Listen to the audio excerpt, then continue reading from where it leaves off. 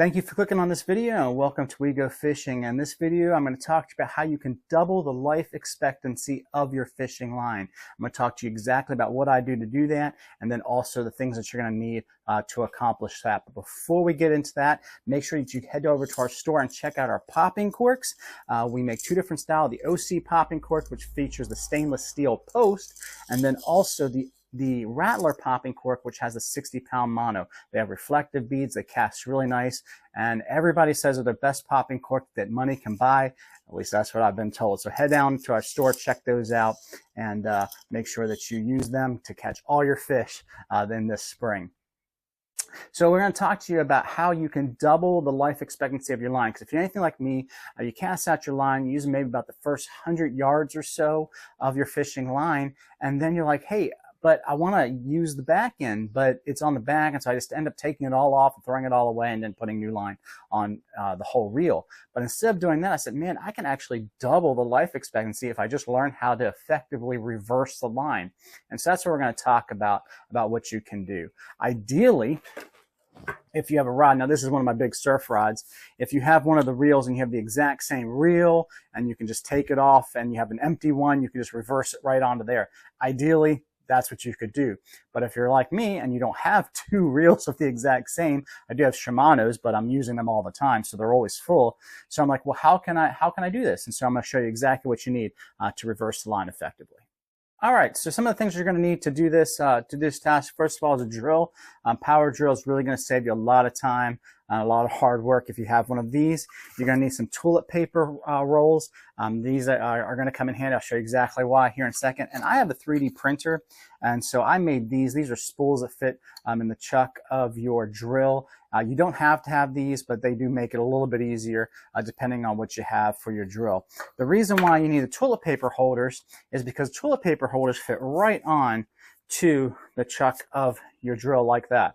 And so what you can do to take the line off and then reverse it to put it back on is you can tie it onto the toilet paper roll, hit the drill, take the line all the way off, and then transfer it. We'll show you how to do that in a second. But if you don't have the 3D printer where you can print something like that, toilet paper rolls will work as well. Okay, so the first thing I'm going to do is remove the spool from the reel.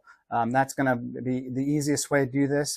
Again, if you're using the toilet paper rolls, you're going to stick that onto the front of your drill, and you're going to tie a knot to remove it.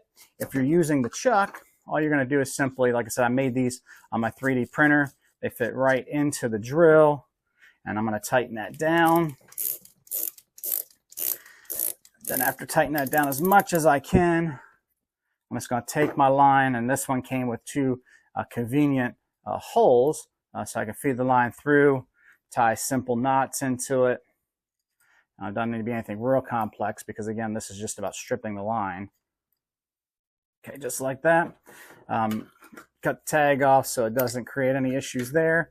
And then all you're going to do now is you're just going to simply, ooh, car went by.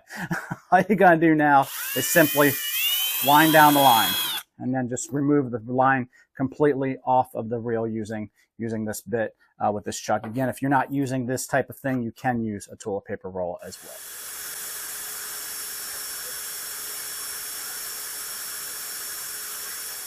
Okay, so now I got the line off the spool onto this spool, and now what I'm going to do is I'm going to reverse it, and that way the oldest line, the line that I've used before, is on the inside, while the new line that I haven't really used before is on the outside. So I'm going to head and do that, and the way I'm going to do that is by putting it onto this spool. And again, if you don't have one of these 3D printed spools, you can use a toilet paper holder. It'll work exactly the same way. So let me go ahead and do that.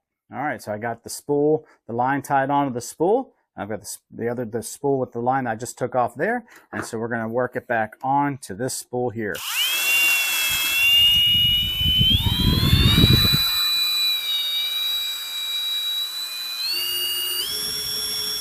Okay, so I have a spooler like this that I use to spool the line, and you can see that it's all ready to go, and you can spool it on just like you would any other line. If you don't have that and you use the toilet paper holders, you can also use a dowel rod. I've seen people that use this and they stick it on a dowel rod, and they have a dowel rod being held down to a bench or something like that, and that works as well to get that line back off of it. So you're just going to put your spool back on your reel, and you're going to wind it down. I do use a glove, that way I can hold it pretty tight as I get it back on there. So let me go ahead and get that started and show you what that looks like, because now we have successfully reversed the line on our reel, on our spools, and that will double the life expectancy of your line. So you don't have to go out and buy a new line every year. If you do this every other year, you can actually just double the lifespan of your line. So it works very well to save some money. All right, so I have the line tied onto the reel.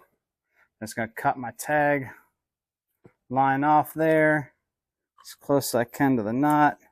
Without cutting the knot, that's always a challenge. And then once that's done, again, this is where it comes down to a little bit of preference.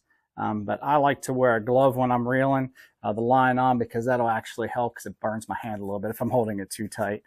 So I'm going to hold that nice and tight up against the reel, and then start winding that line right on just like that, holding it nice and tight to keep the line going on smoothly.